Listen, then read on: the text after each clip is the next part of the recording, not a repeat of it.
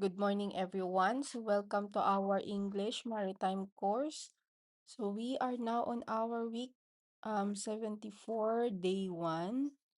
So, it's still requested by the Gimion Shipping Seafarers.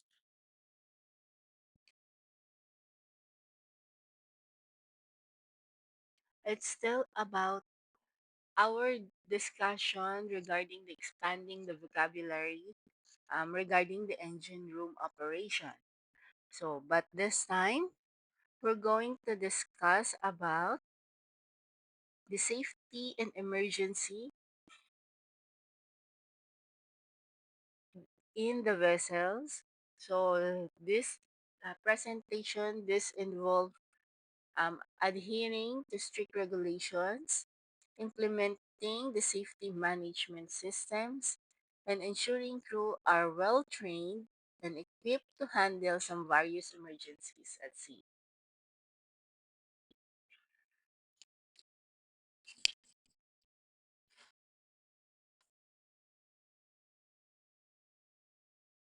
So, as we all know, that having a knowledge or a comprehensive measures to prevent the accident and effectively handle emergencies at the seas are very important. So, so it must also take note that the seafarers are required to undergo some various training or programs, including the basic safety trainings.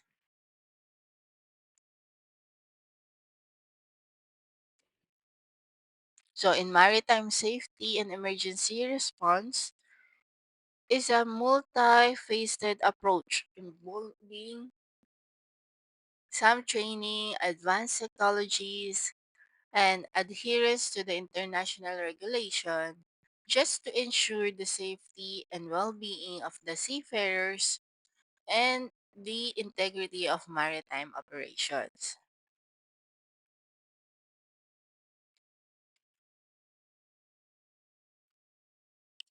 So, as I said earlier, we have here some safety management system. So, in this, the maritime operations, they ensure a structured approach to managing the safety risk and preventing accidents.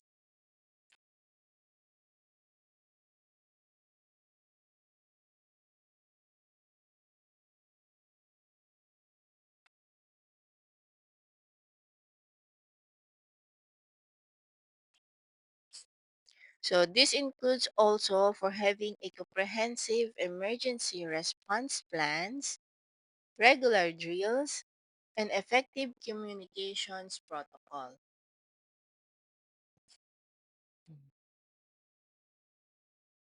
Ships are required also to carry some appropriate life-saving equipment such as lifeboats, life rafts, and personal protective gear.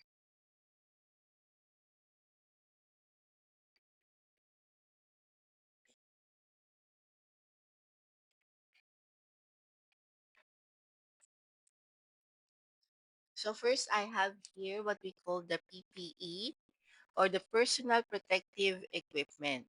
So this is essential for protecting the seafarers from various hazards in the marine environment. So if you are proactive, risk assessment is vital for identifying and mitigating potential hazards before they lead to accidents. So PPE is a very important equipment for the safety of the seafarers.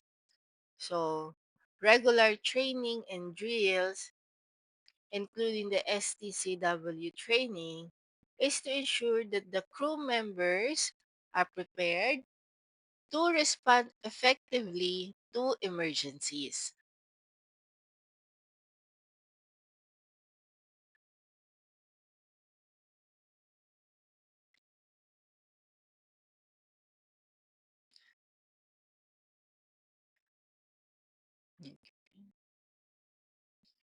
So communication and cooperation. So to able to have an effective communications and cooperations among crew members are very essential for seamless coordination during the emergencies. So technology also play a big role regarding the safety, such as the satellite communication and maritime surveillance system plays a vital role in enhancing the safety and security at the sea.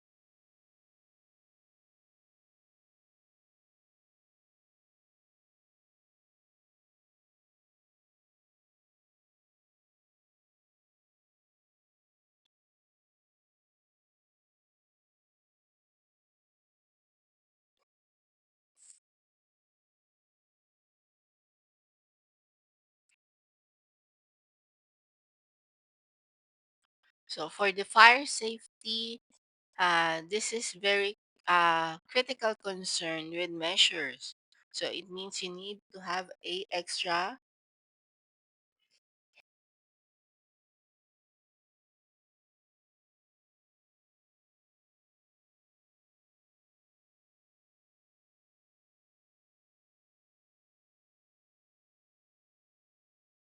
So in fire safety, they need some extra measures like early detection systems and firefighting equipment designed to protect lives and assets.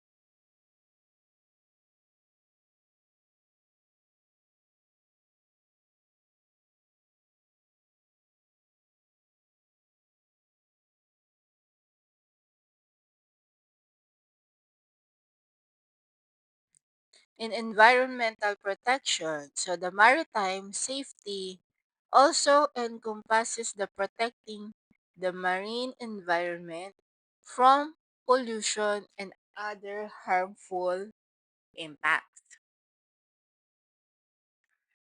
So they are required in monitoring such activities also in the ocean is very important for ensuring the safety and security and adherence to the law. And as we all know that port security is also essential for safeguarding. So global trade and protecting personnels and other assets.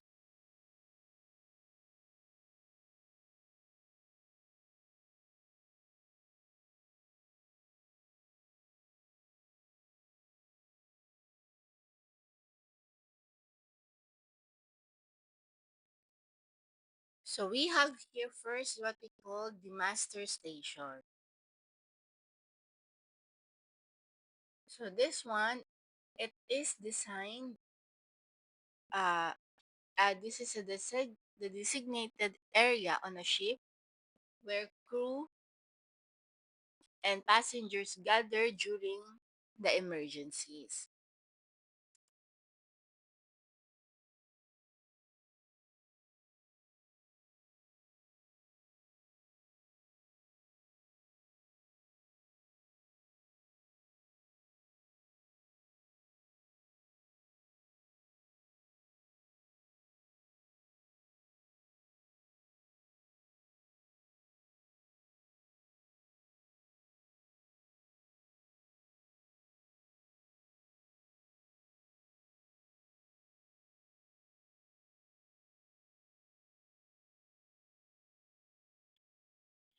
So the purpose of this master,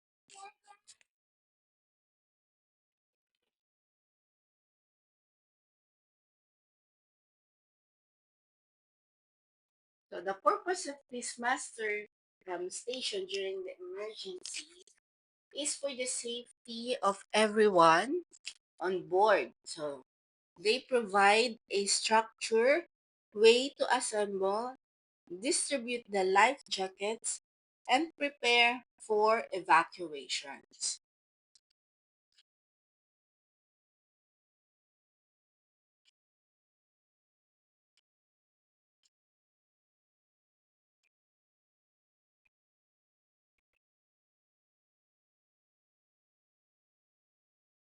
So the location in the master stations are strategically located throughout the ships,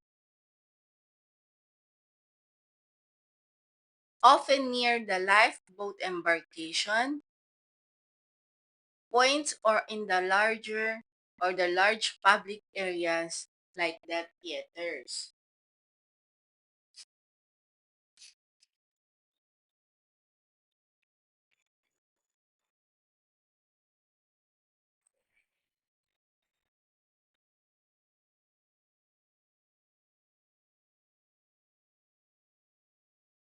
So we also have here what we call the master list, where each crew member and passenger is assigned to a specific master station, which is usually located or indicated on their cruise card or stateroom door. So the master list, you will see all the details or assignments and the procedures for each stations.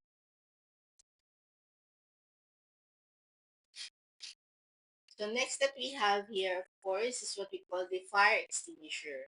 So this is the portable extinguishers, including those using water, foam, carbon dioxide, and dry powder.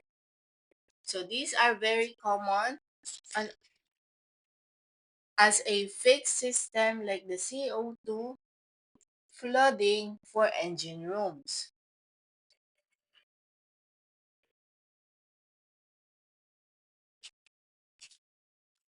So we have here what we call a different types of a fire extinguisher.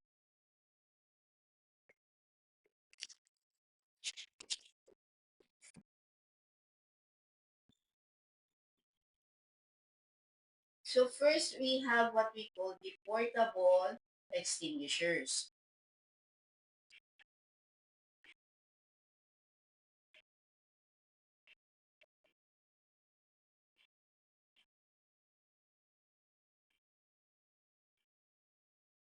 So these are handheld and used for immediate response to fires. So they come in a various types. So we have here what we call the water extinguishers. So this is very effective for a class A fire like wood, paper, and a chair. So there are some light materials. Next is what we call the foam extinguishers. So this one is suitable for class A and B. So some flammable liquids. We also have here the carbon dioxide or the CO2 extinguishers, which is effective for the class B and E for the electrical, but should be used with caution in enclosed spaces due to the oxygen displacement. So last type of extinguisher that we have is what we call the dry powder extinguisher. So these have a multi-purpose suitable for class A, B, and C fires.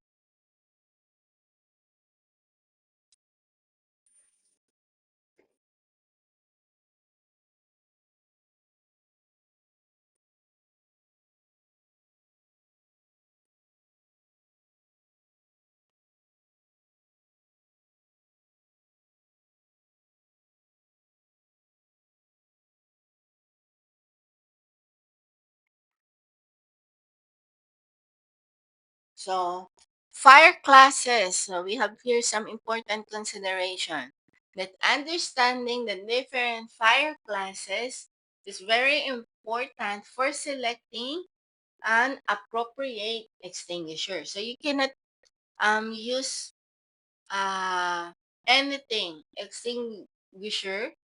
So it really depends on the type of the fire.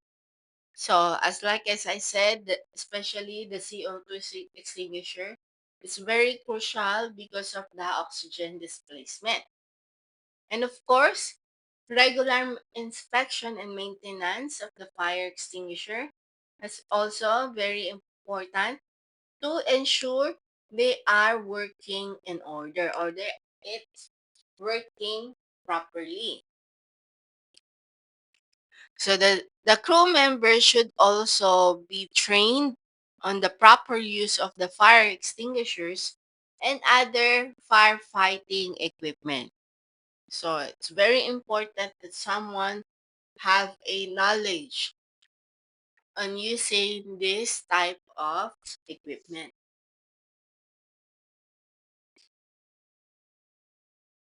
So next that we have is what we call the fire main. So the fire main, this is the system of pipes that distribute the seawater throughout the ship of firefighting purposes.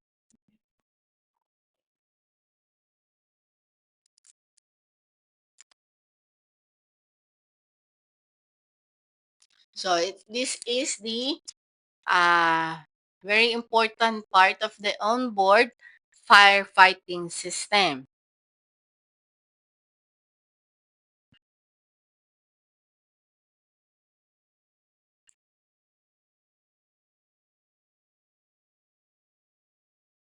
So it says here that the function of this is the fire pumps draw the water from the sea and send it through the piping network to the hydrants. So the hoses are connected to the hydrants and nozzles. They are attached to the hoses to direct the water stream into the fire. So ships are required to have at least two independently powered fire pumps. If one pump is compromised by a fire, so they have other that can maintain the water supply. So they should have two. So it's just for that emergency in case that the other one get broken, they have another extra who can do or who can help them for the fire. So an emergency fire pumps, this is often required, particularly if the two main pumps could be disabled by a single fire incident. So this ensures as a backup water source in a critical situations.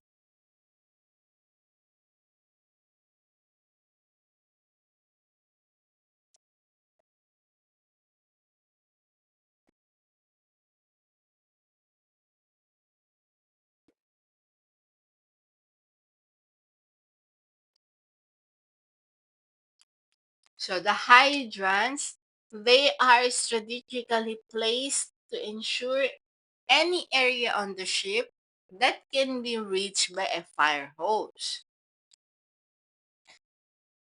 So it says here that the ships are also equipped with the international shore connection, allowing the shore-based fire brigades to connect the ship's fire main in case of emergencies.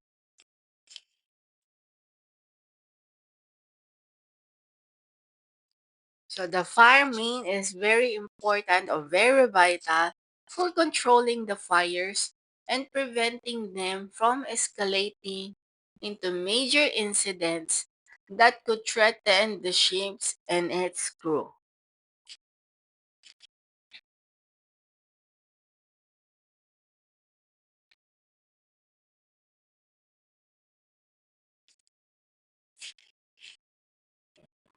So next that we have is what we call the emergency e-stop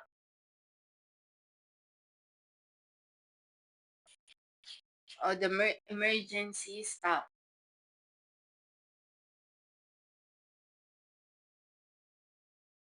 So this is also the important for the safety mechanism designed to rapidly halt machinery or equipment in these hazardous situations.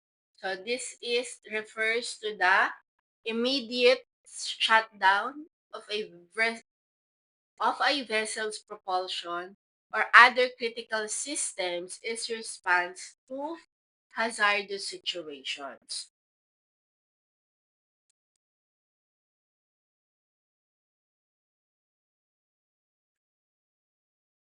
So it's just that this can also involve by stopping the main engine, securing the propellers, and potentially activating the emergency system like the fire suppression system or the lifeboat release mechanism.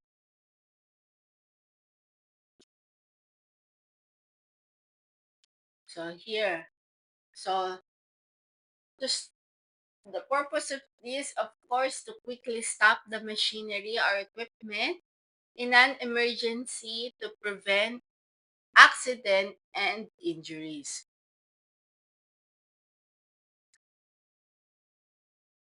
So typically activated by a push or by pushing a large red button, often with a twist to release or key release mechanism for reset. So usually or strategically displaced for an easy access, often near the machinery or control station. So that's where you can find some emergency stop or this button.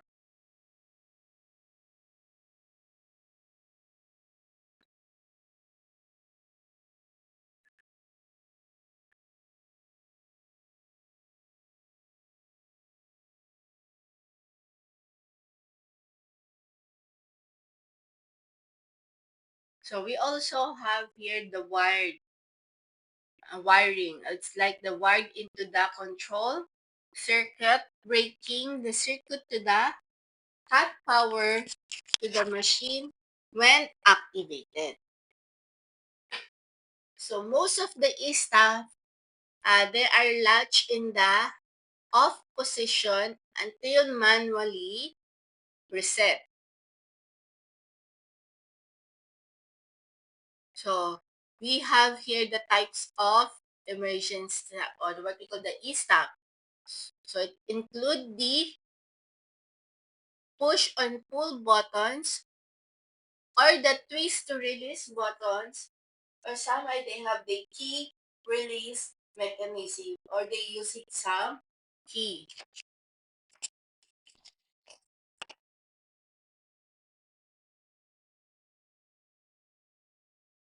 So it's very important that the e-stop system should be regularly tested to ensure the proper functionalities, because we don't want that during the emergency, that's the time that we just know if the emergency system is working or not.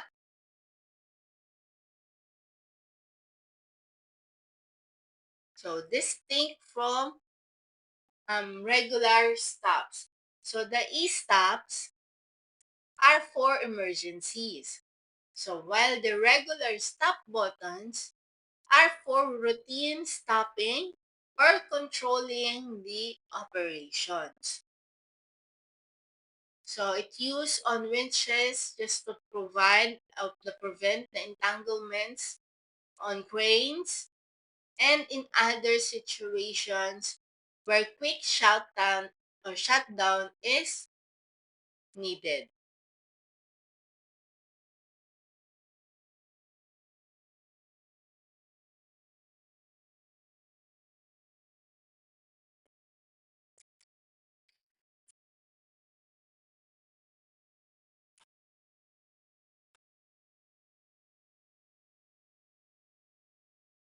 So next is what we have is what we call the lockout tag out.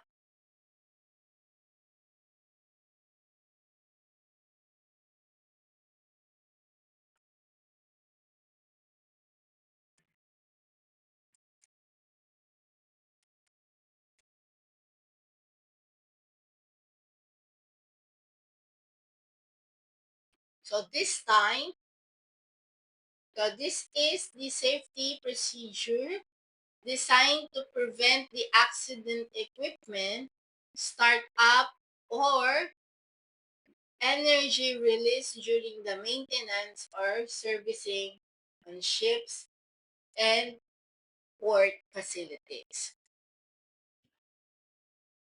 So it refers to a safety procedure used to ensure that the dangerous equipment is properly shut down and secure during the maintenance or repair work just to prevent the accident or release of the hazardous energy.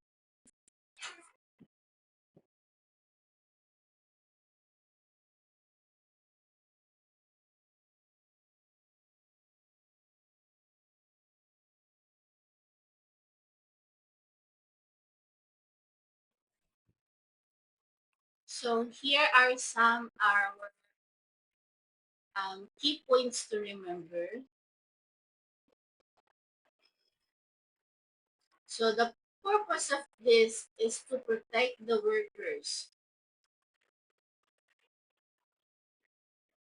from the dangers of the unexpected energy release, electrical or hydraulic, pneumatic, is during the maintenance or repair work of the machinery and the equipment.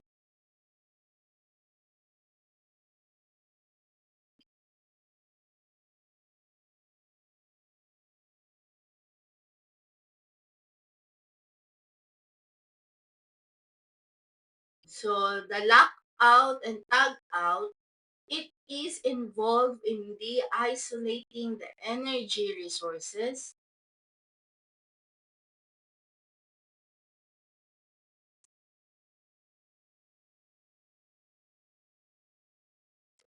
out valves, circuit breakers, and attaching tags to the devices. So this is clearly indicating that the equipment is locked out and under maintenance.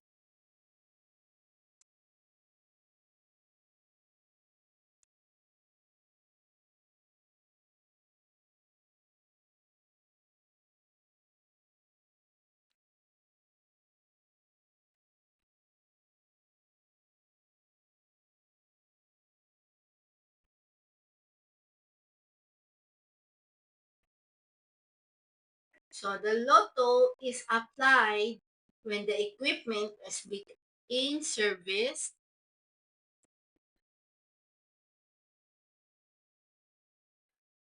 inspected, or maintained, and when the normal safety devices need to be disabled or removed.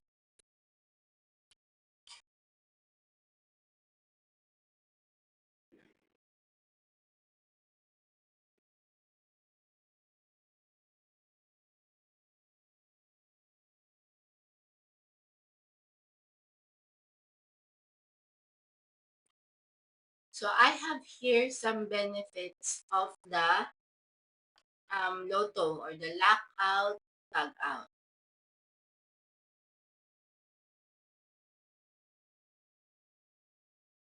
So first, of course, it helps the accidents, injuries, and facilities caused by unexpected equipment, startup, or energy release.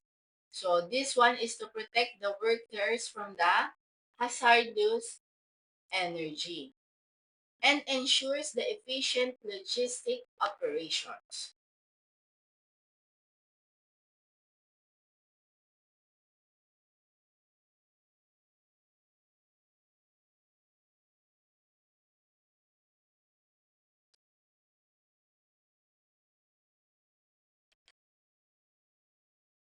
So it says also here that this includes also the providing the employee a proper training on lotto procedures, conducting the regular audits, and using the standardized LOTO devices. So in maritime specifically, the LOTO in the maritime industry, this involved a specific procedures and devices tailored just to you have a unique challenges of working on the ships and in port environments, including the use of the lockout tag out plus system. So meaning that which this is require at least one of the energy isolating devices with a tag and additional safety measures, providing the equivalent safety to a lockout padlock.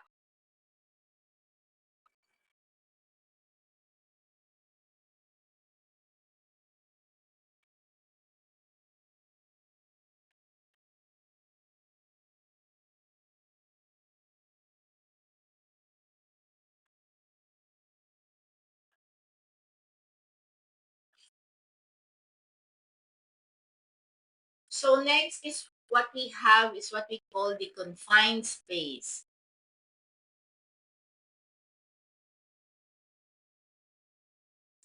So this is the enclosed or partially enclosed areas not designed for continuous occupancy. So this is with a restricted access and potentially hazard conditions. So so this one is just to present some hazard due to its design, its construction, atmosphere, or the other materials or substances.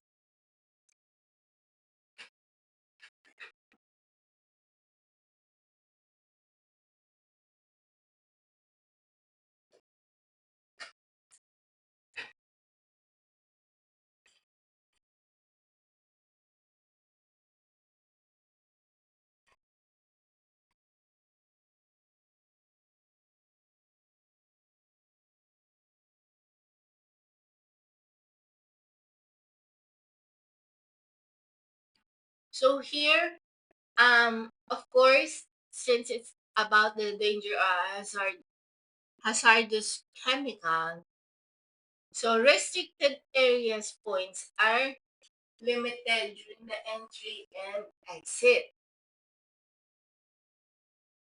because these spaces are not intended for the workers to be present for extended periods, and prolonged exposure can be dangerous for the seafarers.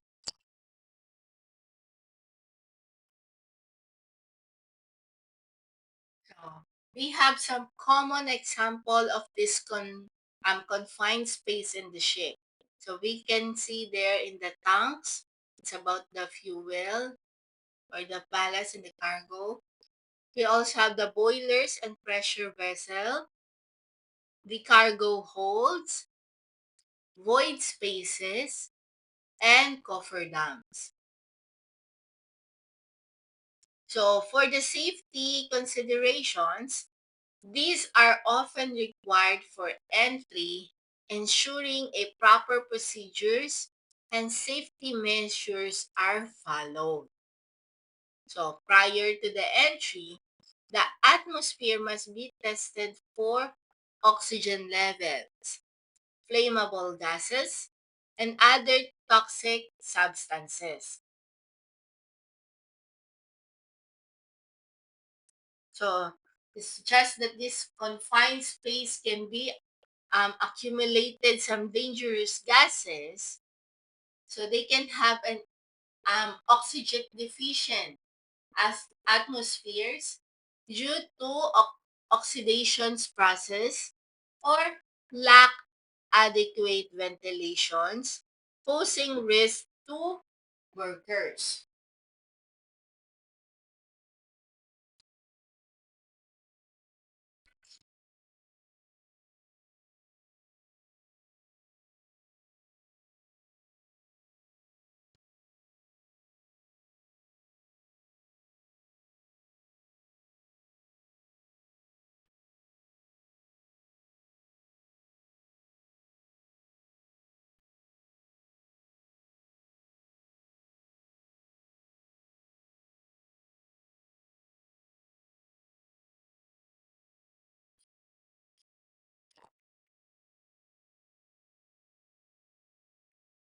So here the ventilations, they should be an adequate ventilations. It's very important to remove the hazardous gases and maintain the safe atmosphere. So since they will be encountering some hazardous chemical or gases like that, they should have a appropriate PPE or what we call the personal protective equipment. So it includes the respiratory may be necessary depending on the identified hazards. So the trained individual, they should have be stationed outside the confined space just to monitor the situations and assist in emergencies. So, if they have the clear emergencies procedures, including the rescue plans, it should be in a place and practiced.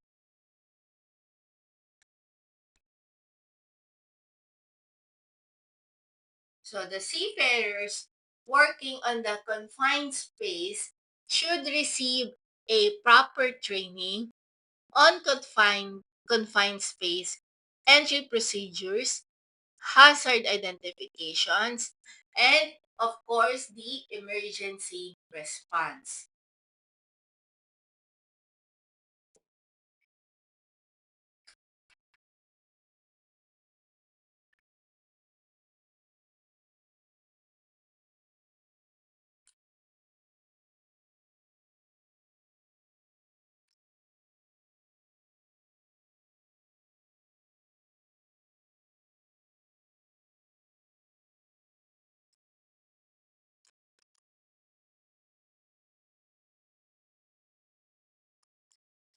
So next that we have is what we call the gas detection. So this is the device to detect the inflammable or toxic gases. So the safety devices used for monitor the atmosphere from the presence of flammable, toxic, or oxygen deficiency gases. So, for the safety and compliance, this involving the use of the specialized equipment to identify and monitor the hazardous gases on ship and offshore platforms.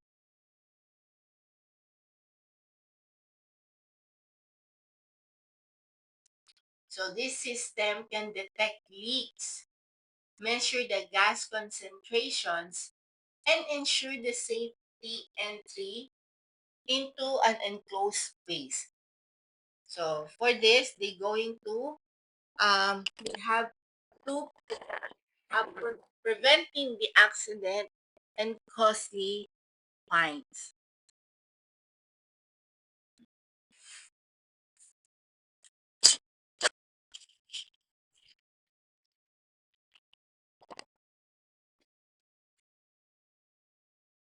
So as earlier said, the purpose of this is to detect some gases or the presence of any dangerous or toxic gases. So we have here some types of the gas detector. So we have two. First is the portable gas detector. So these are the handheld device used by personnel to test the areas before entry, ensuring the area is safe for work. So these are the portable gas detector. The other one is the fixed gas detector. So this one is the permanently installed in a specific locations to continuously monitor for the gas leaks or other toxic gases.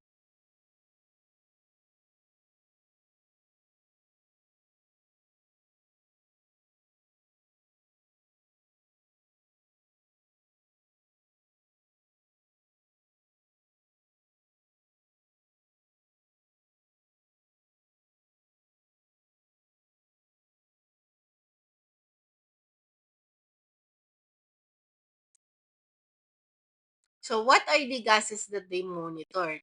Of course, first is the oxygen. So to detect if there's an oxygen deficiency, which can be, we all know that can be fatal. And another one is the flammable gases. So this one is just to prevent the explosions and fires.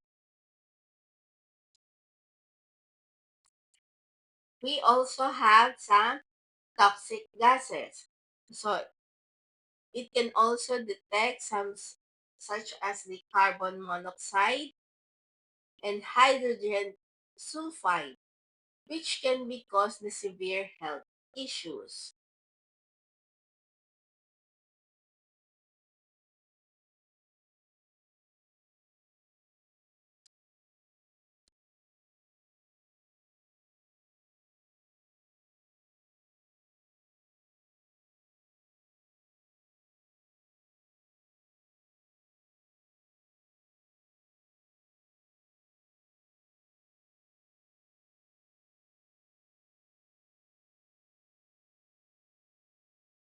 So here,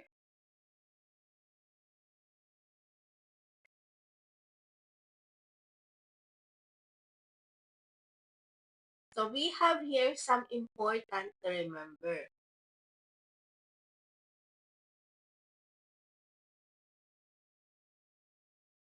Of course, first is about the safety.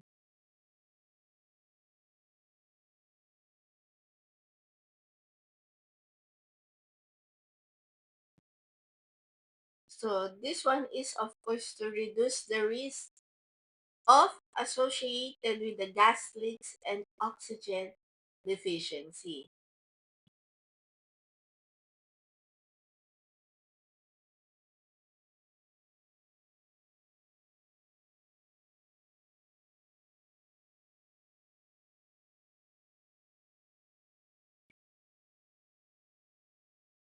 Next is the compliance.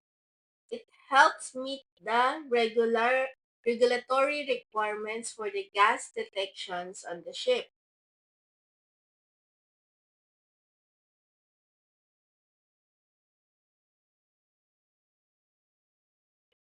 And next is the cost savings.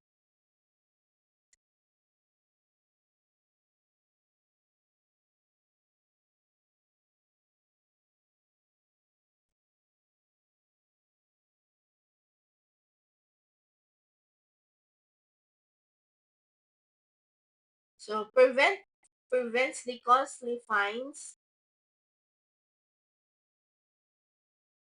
and potential vessel detentions due to the safety violations.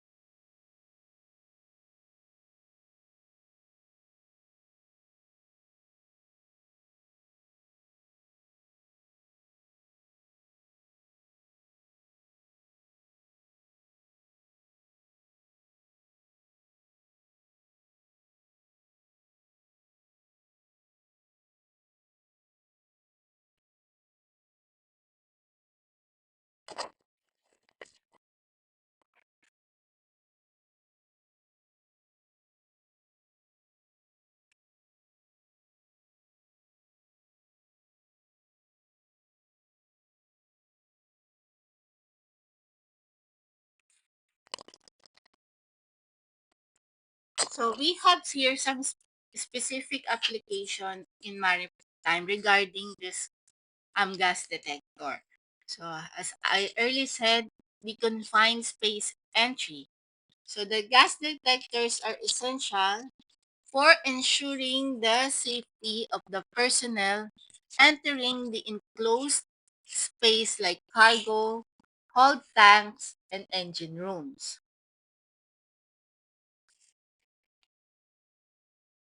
Loading and unloading operations.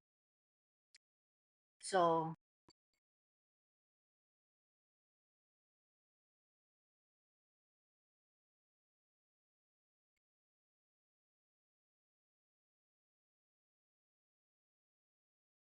so monitoring the gases like the hydrogen sulfide during the cargo operation is very important.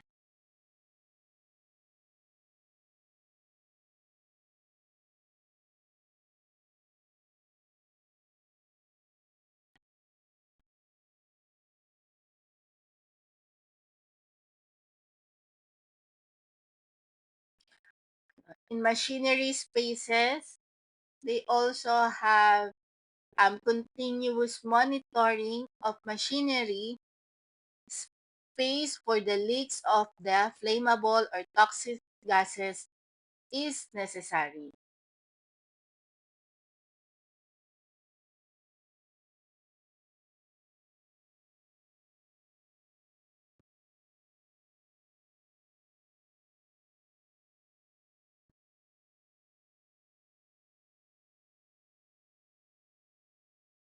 So the gas detectors are usually used for the various location on the vessel just to ensure the safety of the crew members.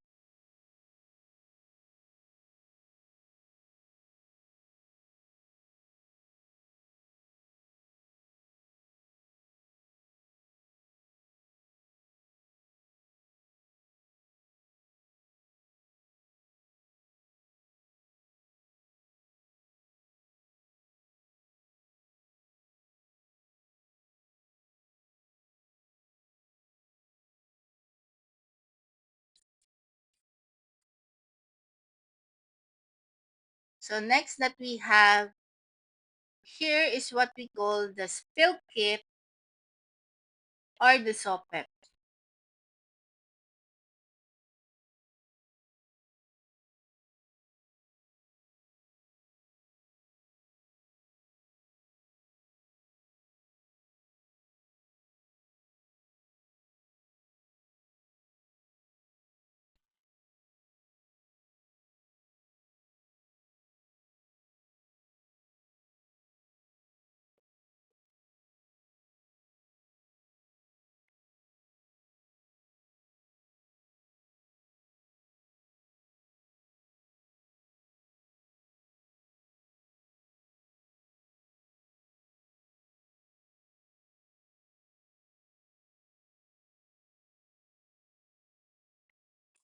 So this one is the equipment for containing and cleaning up the oil or chemical spills.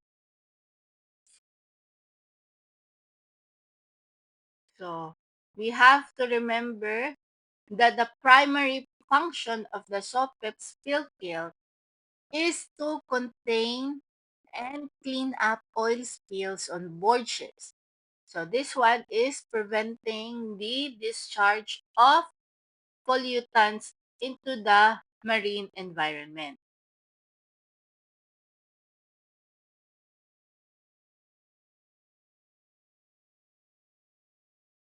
So the SOPEP kit, these are required by international regulations such as the MARPOL Annex 1 and enforced locally by agencies like the Philippine Coast Guard.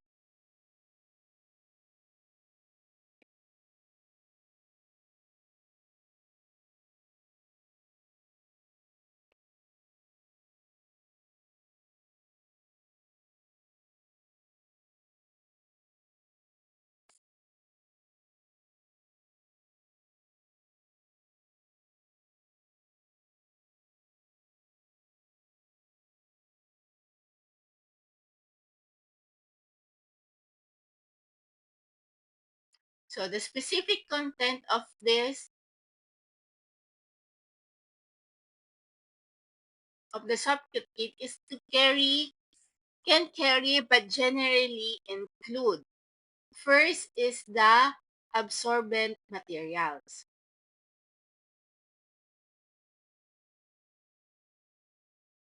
So this includes the pads, socks,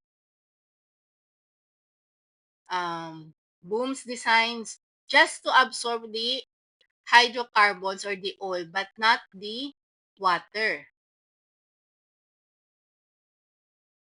Another one is the personal protective equipment or the PPE. Of course, it includes the gloves, the goggles, disposal bags for personal handling, and also the containment equipment.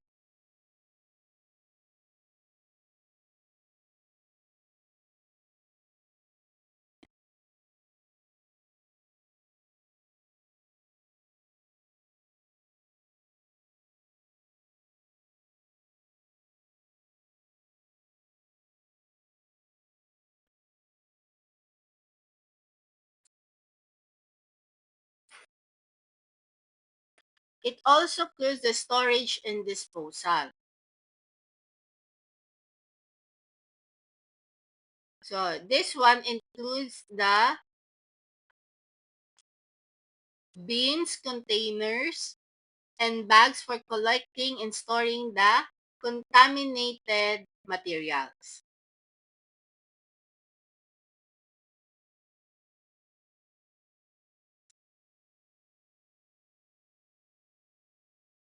Another one is the documentation.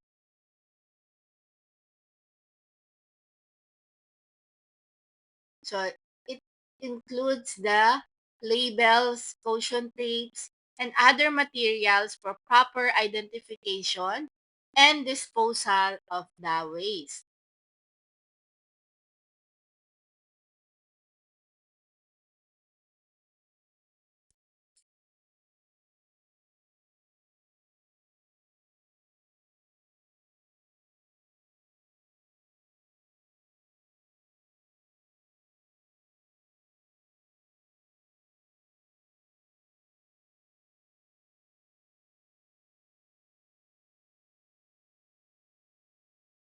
So here what we have is what we call the PPE or the personal protective equipment. So this one it's about the safety gear like hard hats, safety shoes, ear protection, and gloves.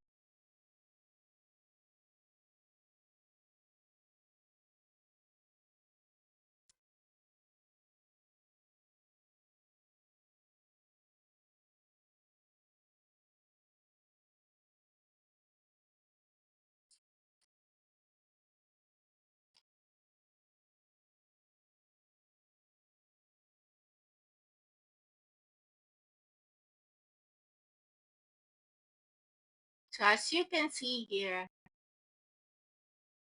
we have some equipment that we use in our PPE.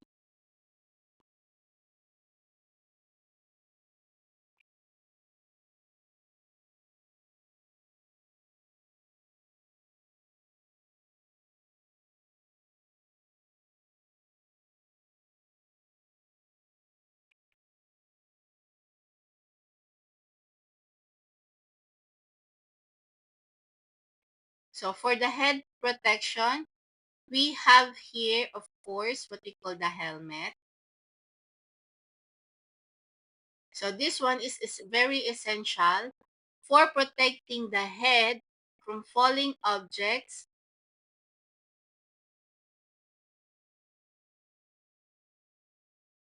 impacts, and potential head injuries on deck or in the confined space.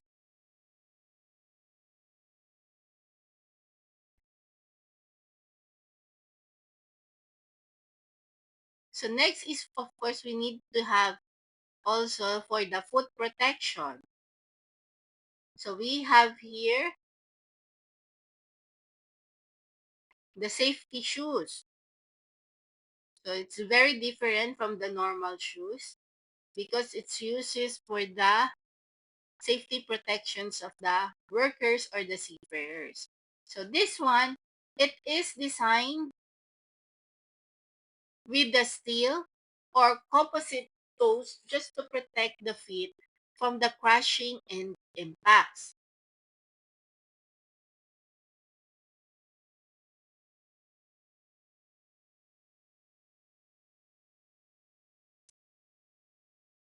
So this one is oftenly slip resistance, sold for navigating the slippery surfaces. Next that we have is what we call the hand protection. So this time we're also holding some gloves.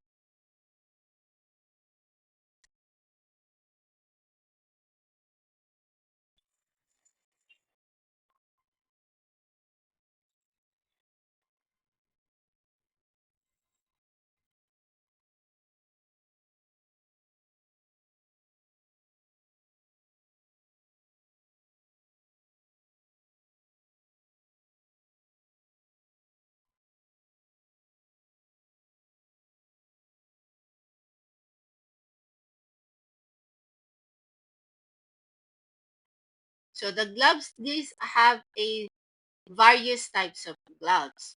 So we also include those who have handling for the chemicals,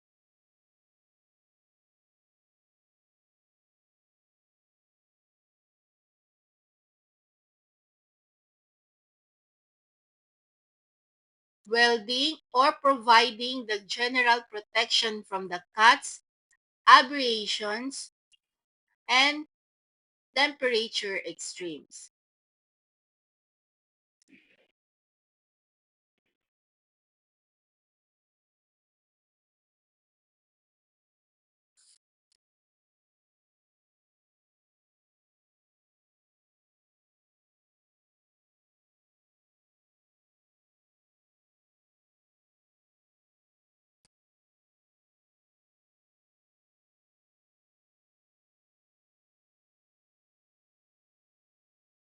So we also have here some a- eyes and face protection.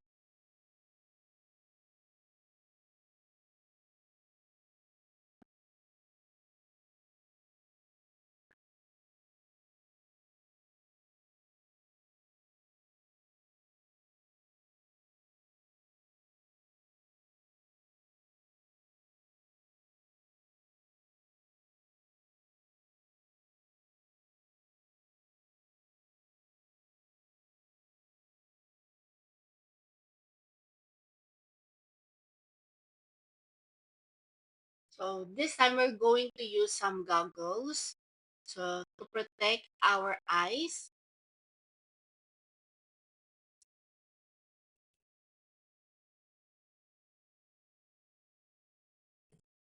So this one's for the flashes, dust, and debris during the various tasks, such as the welding, grinding, or working with the chemicals.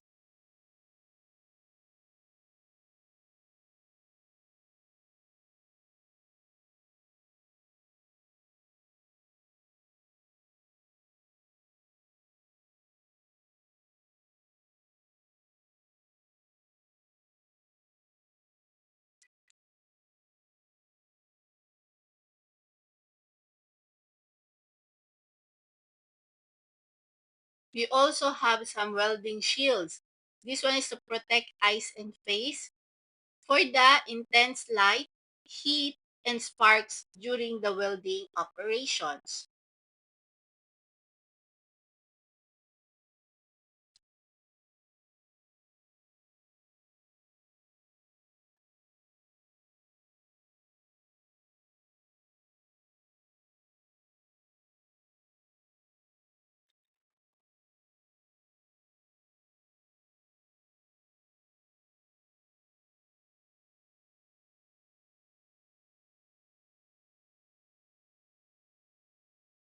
We also have here the ear protections,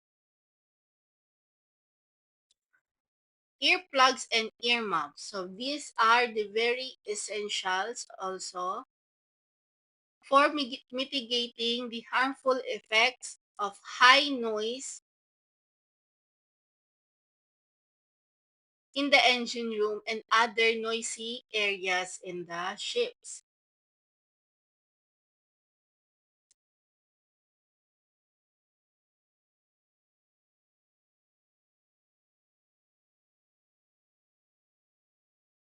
So the face mask is used for our protecting our respiratory against the inhaling the hazardous particles, dust, fumes during tasks like painting, cleaning, or working with insulations.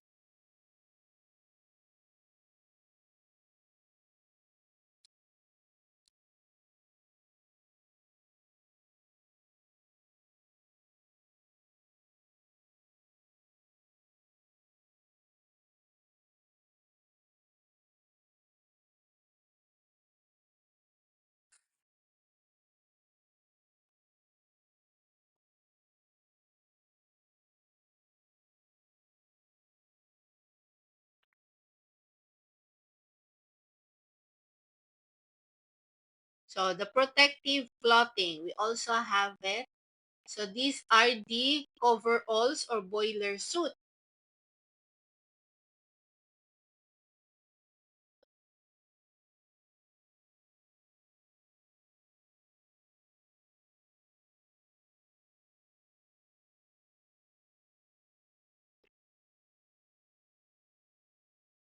So this one is to protect or provide a full body coverage and protection from spills, splashes, and potential contamination from hazardous materials.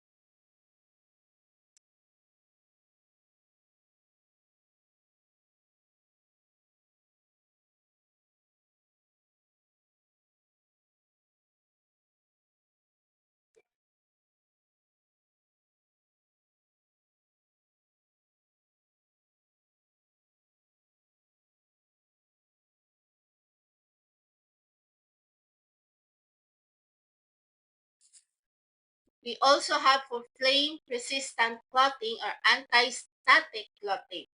So maybe it's required for the specific task involving the fire hazards or static electricity. So we also have some other PPE essential. So these are the uses for the harness. So it's used for the working at heights or providing a secure attachment point to prevent from falling. We also have some life jackets. So this one is very important for the survival in the emergency situations such as the abandoning the ship or falling overboard.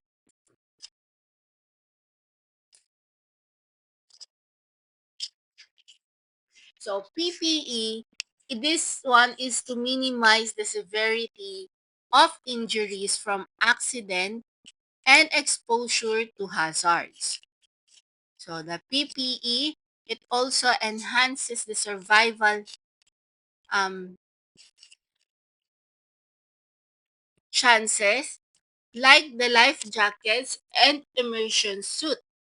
So these are very important for the survival emergencies.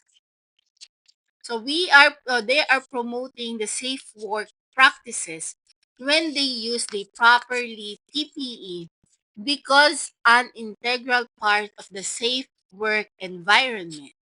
So when they use the PPE is very often mandated by the maritime regulations.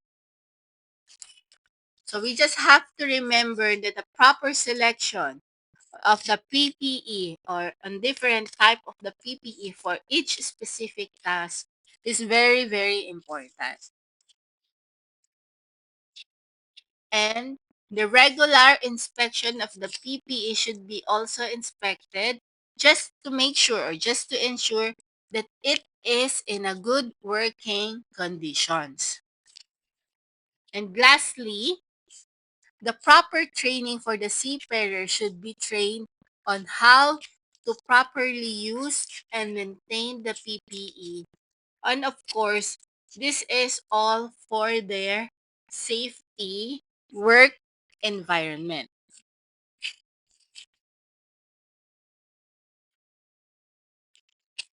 Okay, so that will be all for today. So it's about all the safety during the engine room, or we have some take note some vocabulary from the maritime. So I hope you learned something, and we'll see you in our next meeting. Okay, this is your instructor Elaine, and thank you for your listening.